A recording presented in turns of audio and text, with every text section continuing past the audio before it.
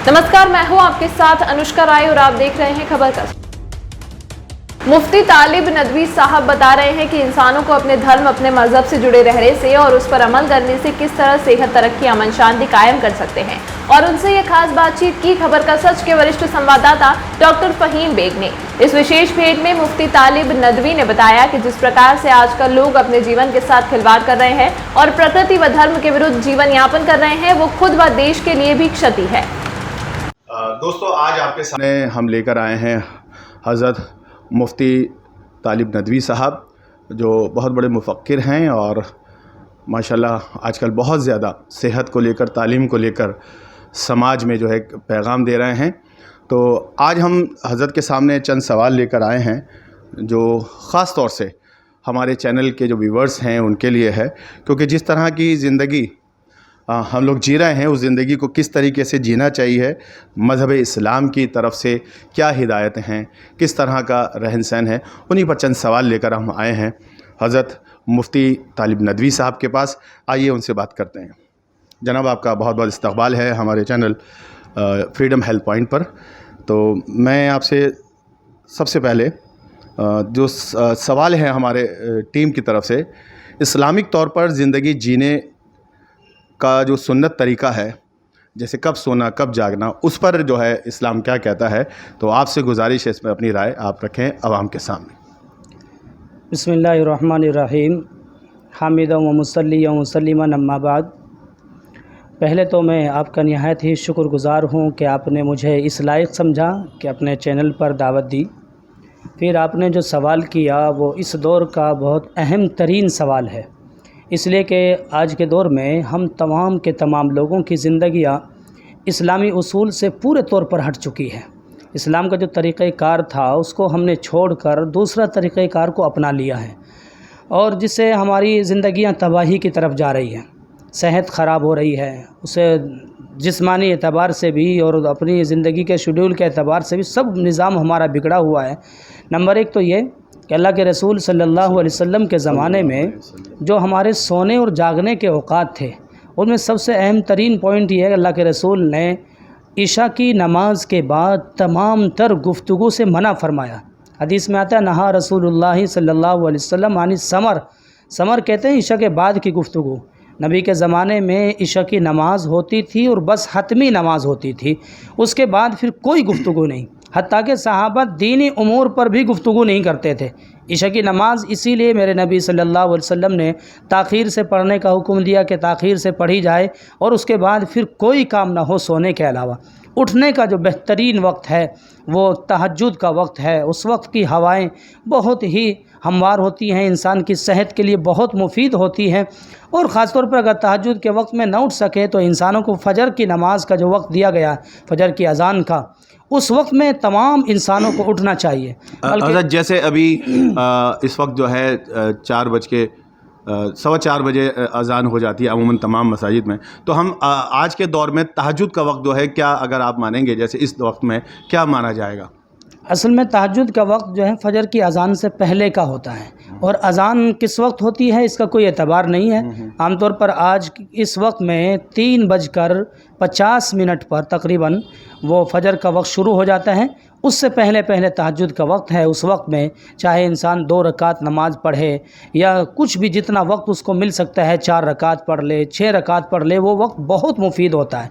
और उस वक्त की जो नमाज पढ़ी जाती है वो नमाज इंतहाई बड़ी वर्जिश भी कहलाती है। मेडिकल साइंस की रिसर्च इस पर आ चुकी है कि उस वक्त का जो क़याम है वो इंसान की पीठ को, जो हमारी पुश्त होती है, हमारी नस्लें जिससे चलती हैं, वो भी इससे मजबूत बनती है उस वक्त के खड़े होने से। रुकू हमारे, क़याम हमारे, इनमें बड़ी मेडिकल साइंस की रिसर्चें आ चुकी हैं, लेकिन हमें उसको नहीं देखना है। इस्लाम का तरीक़ाकार ये है कि आप उस वक्त में उठिए।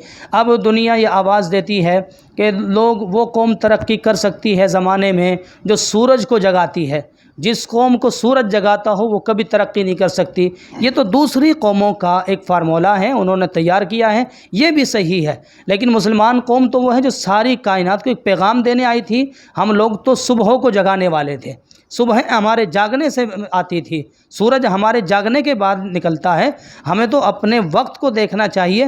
रात में इशा की नमाज़ पढ़े सो जाएं, सुबह फजर की नमाज़ से पहले उठे, ये सबसे बेहतरीन तरीक़ा है। حضرت جیسا کہ آپ نے کہا کہ سورج کو جگانے والی قوم تھی، مگر افسوس اس بات کا ہے کہ اب تو سورج اپنا آدھا سفر طے کر لیتا ہے، اس کے بعد لوگ جاگتے ہیں، تو یہ بھی بہت بڑا المیہ ہے قوم ملت کے لیے۔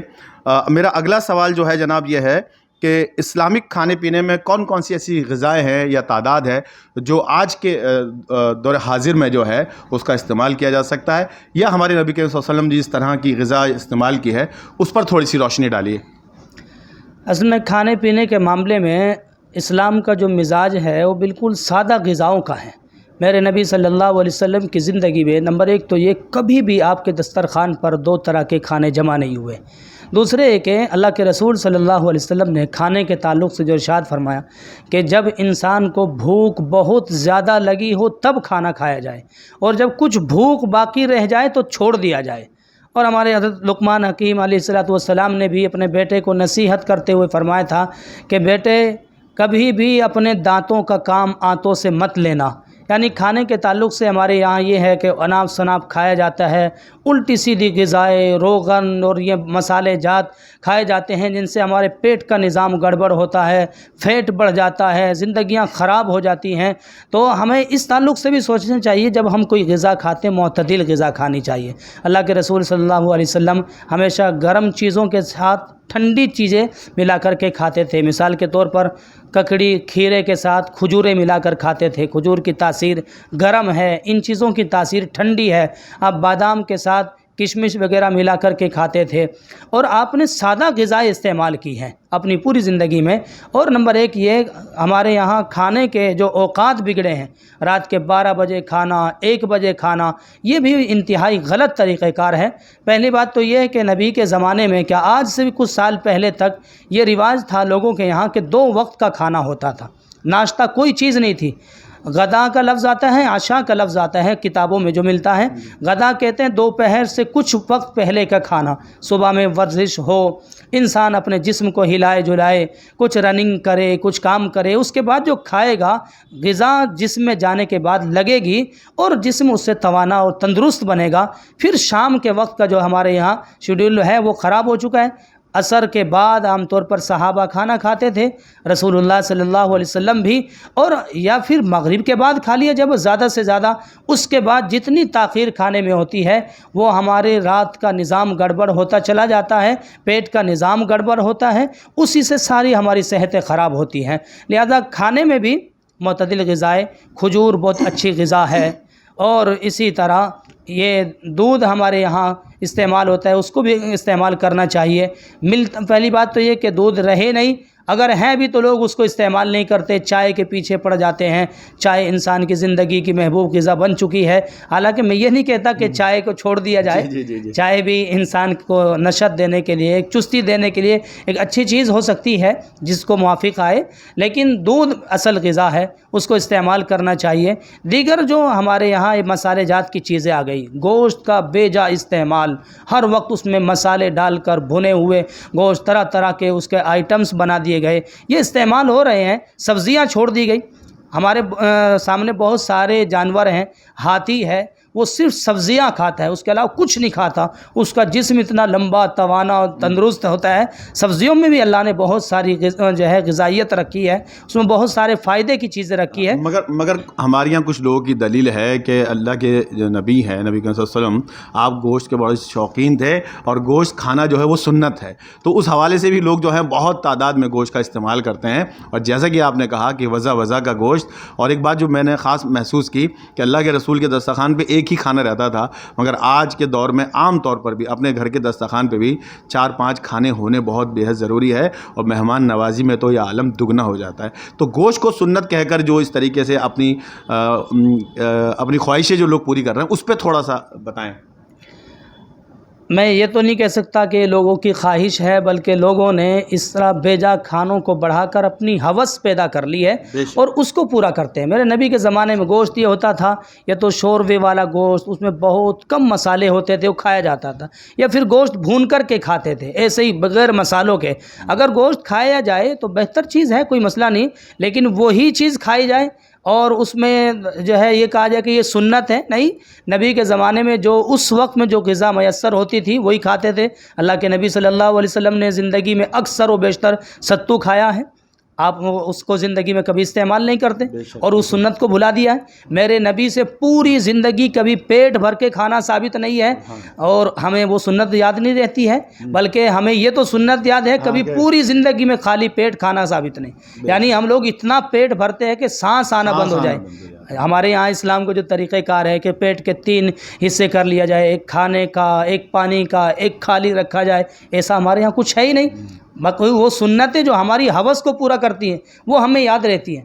یہ سنتیں ہمیں کیوں یاد نہیں رہتی کہ اس نبی نے پوری زندگی اگر گوشت بھی کھایا ہے کبھی پیٹ بھر کے کھانا ثابت نہیں ایک وقت میں بھی۔ سبحان اللہ، سبحان اللہ۔ اچھا، یہ آج کا جو آپ کا بیان ہے یا جس طریقے سے آپ نے سنتوں کا حوالہ دے کر، احادیث کا حوالہ دے کر، میں سمجھتا ہوں کہ یہ لوگوں کو سمجھ جانا چاہیے کس طرح وہ اپنے آپ کو دھوکہ دے رہے ہیں، اپنی صحت کو دھوکہ دے رہے ہیں۔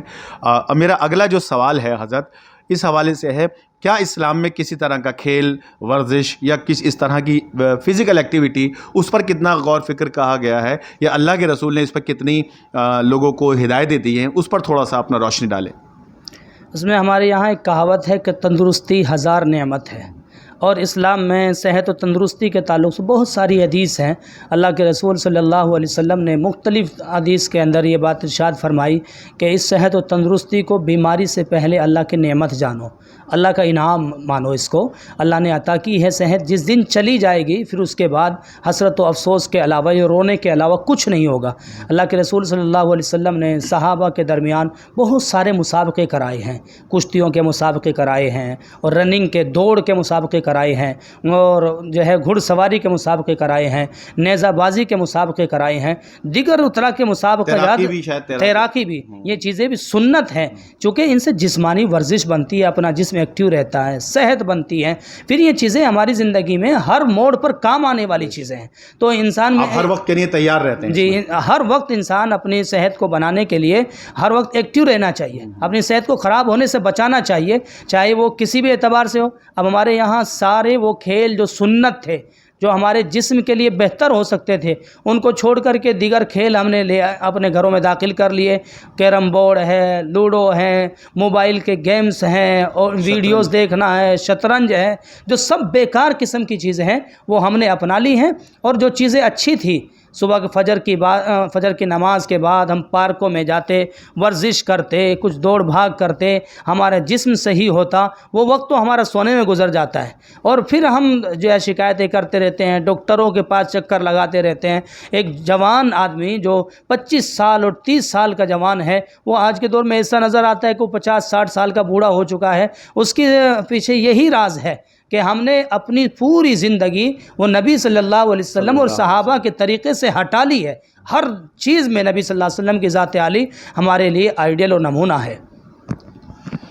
دیکھیے، طالب ندوی صاحب، مفتی صاحب نے جس طریقے سے اسلام کا خلاصہ کرتے ہوئے بتایا، کیونکہ اکثر جو ہے لوگ اسلامک طور پر باتیں تو بہت کرتے ہیں، سنتوں کا حوالہ دیتے ہیں، مگر اپنے من مطابق۔ تو حضرت جس طریقے سے آج، کیونکہ ہمارا وقت جو ہے ہمارے پاس بہت کم ہے، کیونکہ جس طرح کی ہمارا یوٹیوب چینل ہے اس میں زیادہ سے زیادہ لوگوں کو ہمارا پیغام جائے، تو یہ ہمارے سیریز کا پہلا ایپیسوڈ ہے جو ہم نے حضرت سے آج تھوڑا سا وقت مانگا اور ان سے تمام ان باتوں پر ذکر کیا جو ہماری صحت کے حوالے سے ہے، اور جس طرح حضرت نے بتایا کہ زندگی کا ہم بربادی کر رہے ہیں، اگر یہی تمام چیزیں استعمال کرتے ہوئے جو کہ مفتی صاحب نے بتائی ہیں تو الحمدللہ دین دنیا دونوں ہی درست ہو سکتی ہیں۔ اور جیسا کہ آپ نے کہا کہ صحت کے لیے آپ کو رننگ کرنی چاہیے، یعنی دوڑ لگانی چاہیے، سوئمنگ کرنی چاہیے، آپ کو کشتی کھیلنی چاہیے، آپ کو چلنا چاہیے، اور کچھ نہیں کر سکتے ہیں تو کم سے کم چل جائیں۔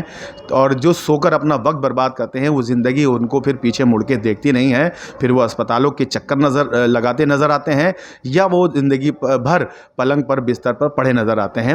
تو YouTube channel freedom health point کا یہی مقصد ہے، اسی لیے آج ہم نے اسلامک طور پر کس طریقے سے زندگی گزارنی چاہیے اور کیا زندگی کا مقصد ہے، دنیا میں کیوں آئے ہیں، جیسا کہ حضرت نے کہا کہ آپ ورزش کرتے رہیے, ایکٹیو رہیے, تاکہ آپ ہر وقت کے لیے تیار رہیں, برے وقت کے لیے تیار رہیں, ملک کے لیے آپ کو اپنی جان کی بازی لگانی پڑے اس کے لیے تیار رہیں, قوم کے لیے آپ کو اپنی جان کی بازی لگانی پڑے اس کے لیے تیار رہیں. اگر آپ موٹے ہوں گے, آپ آلسی ہوں گے, آپ سے چلا نہیں جائے گا, سیڑھیاں نہیں چل پائیں گے, تو ان تمام چیزوں سے زندگی کس طرح سے برباد ہم کر رہے ہیں. اور اس میں مرد اور عورتیں اور بچے برابر کے شریک ہیں. ایسا نہیں کہ صرف مرد اس میں سب سے آگے ہیں, ہماری ماں بہنیں بھی اس میں سب سے آگے ہیں, آلس میں, سونے میں, اور کھانے کو کس طریقے سے حضرت نے بتایا کہ مغرب سے پہلے یا مغرب کے حتیٰ مغرب کے بعد تک کھانا کھا لیا جائے. مگر ہمارے یہاں جو کھانا بننے کا وقت ہے وہ بہت 11 بجے سے کھانا بننا شروع ہوتا ہے, 12-1 بجے تک لوگ کھاتے ہیں, پھر سوتے ہیں اور پھر زندگی برباد کرتے ہیں.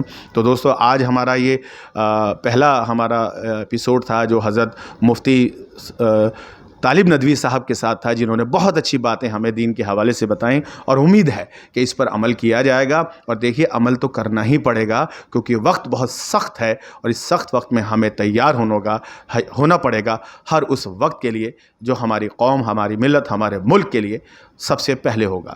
تو آج کے لیے اتنا ہی. اگلا ہمارا جو پروگرام ہوگا, ہم ہندو دھرم کے ہمارے جو آچاریہ ہیں یا ہمارے جو وید ہیں, ہمارے یوگ گرو ہیں, ہم ان سے بھی اس طرح سے ہمارے ہندو بھائیوں کے لیے بھی ہم ایسا ہی پروگرام لے کر آئیں گے. امید ہے آپ ہمارے چینل کو لائک کریں گے, سبسکرائب کریں گے, اور یہ چینل صرف اور صرف آپ کی ہماری صحت کے لیے ہیں, ہندوستان کو مضبوط اور صحت مند بنانے کے لیے. حضرت بہت بہت شکریہ آپ کا ہمارے اس پروگرام میں شامل ہونے کے لیے, اور آپ کی طرف سے ایک چھوٹا سا پیغام ضرور دیا جائے صحت کے حوالے سے.